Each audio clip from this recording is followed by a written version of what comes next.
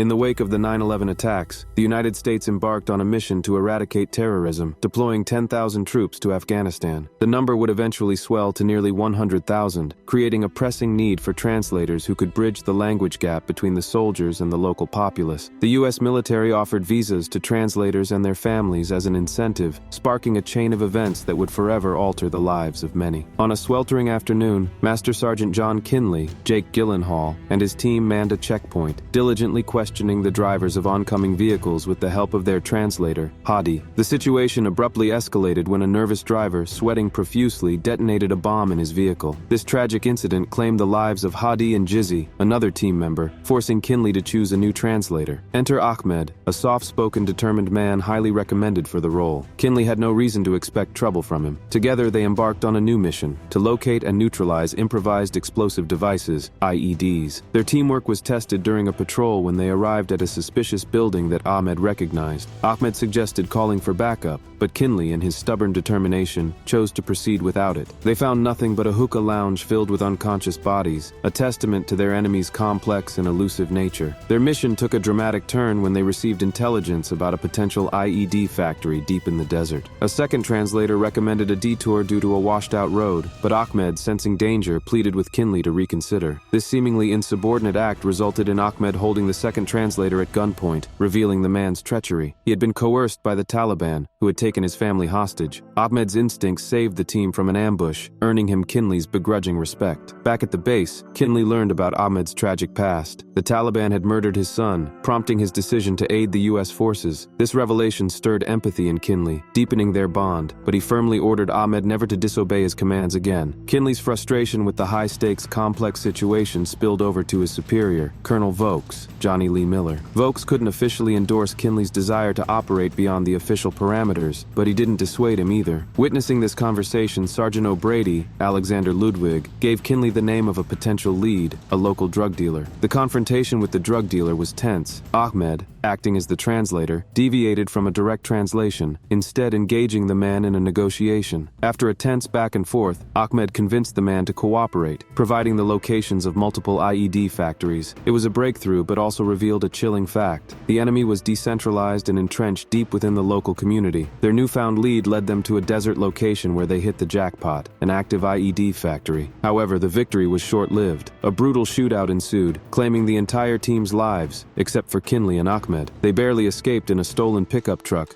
with the Taliban in hot pursuit. Their flight from danger was fraught with peril. After their vehicle's tire blew out, they abandoned the truck and resorted to stealth, using the rugged terrain to their advantage. However, their radios were out of range, and they spent a nerve-wracking night in the mountains, realizing they were being hunted by the Taliban. They fought off 2 Taliban insurgents with frenzied desperation, their knives flashing in the harsh Afghan sunlight, a crude dance of survival against the barren, mountainous backdrop. They had no firearms or bullets to silence their enemies with a pull of the trigger, only the cold, unforgiving steel of their knives and the relentless drive to survive. The slain Taliban soldiers lay motionless, their eyes wide open with shock and disbelief. Kinley and Ahmed disappeared, swallowed by the undulating hills and valleys of the rugged Afghan landscape. In a nearby valley, 2 more Taliban soldiers watched them through binoculars, their figures reduced to tiny specks against the vast expanse of the desert. Their eyes followed Kinley and Ahmed as they traversed the treacherous terrain, grappling with the steep inclines and loose, sliding gravel. Sensing their opportunity, the Taliban soldiers raised their assault rifles, the staccato bursts of gunfire reverberating through the quiet canyon. Kinley and Ahmed ran for cover, their breaths ragged and heavy, the echoes of the gunfire pushing them forward. They sought refuge in a nondescript mud brick house nestled against the side of a hill. Their respite was short-lived, though, as a hail of bullets ripped through the flimsy wooden door, sending splinters flying in all directions. Kinley was hit, bullets tearing through his legs, side, and shoulder. He fell to the ground, his face contorted in pain. Ahmed, acting swiftly, managed to overpower the Taliban soldier, a bullet from the soldier's own gun ending his life. With Kinley barely conscious, Ahmed managed to get him into the back of a stolen truck, the engine sputtering to life as they made their escape. Their journey took them through treacherous terrain and hostile territory, a nerve-wracking game of cat and mouse where a single wrong turn could mean capture or worse, death. At one point, Ahmed traded their stolen truck for medical supplies, food, and a two-wheel wagon to carry the gravelly injured Kinley. They journeyed through the day, Ahmed shielding Kinley from the blazing sun with light blankets and rested at night under the starlit Afghan sky. Their journey back to the base was fraught with danger at every turn. At a small outdoor shop, they were discovered by a group of Taliban fighters. A swift, brutal skirmish ensued, and Ahmed managed to neutralize their attackers, but not before a call for reinforcements had been made. As the U.S. armed forces arrived, Ahmed, now exhausted and near his breaking point, was ordered to put his hands up. They found him with Kinley, his loyalty and dedication to his fallen comrade now clear for all to see. Back in the United States, Kinley woke up in a military hospital, his body ravaged by his ordeal but his spirit unbroken. He returned home to his family in Santa Clarita, California, but the hollowness in his eyes spoke volumes about his traumatic experience. He learned that Ahmed and his family were in hiding, their visas still pending. Frustrated by the bureaucratic red tape and apathy, Kinley took it upon himself to help Ahmed, even if it meant returning to the war-torn land that had nearly claimed his life. The Covenant is a harrowing tale of survival, loyalty, and the indomitable human spirit, set against the backdrop of the Afghan War. The stellar performances by Jake Gyllenhaal as Master Sergeant John Kinley and Dar Salim as Ahmed, the dedicated translator, bring to life the gritty reality of war and the complex dynamics of trust and loyalty in a hostile environment. The film's dramatic plot, engaging storytelling, and authentic depiction of the harsh realities of war, combined with the stellar performances by Jake Gyllenhaal and Dar Salim, make The Covenant a must-watch for anyone seeking an intense, thought-provoking cinematic experience. Subscribe to CinemaScoop so you never miss the latest movie explanations, reviews, and analyses. Thanks for watching.